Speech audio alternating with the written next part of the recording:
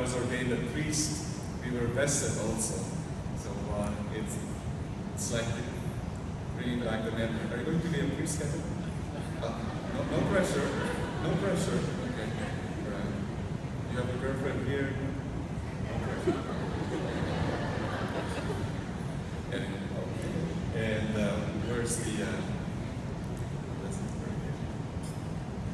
God provides the church, my dear friends, suitable ministers to assist in divine worship. Let us pray for our new Master of Ceremonies, that God may bless him as he undertakes his new role of service to our school community.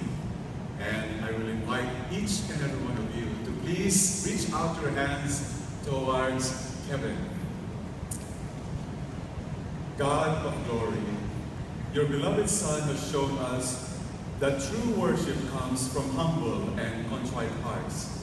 Bless our brother, MC Kevin Griffin, who has responded to the needs of our school community and wished to commit himself to your service as Master of Ceremonies in our liturgical celebrations.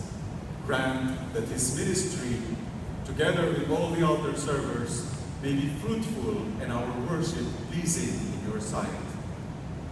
We ask this through Christ our Lord. Amen.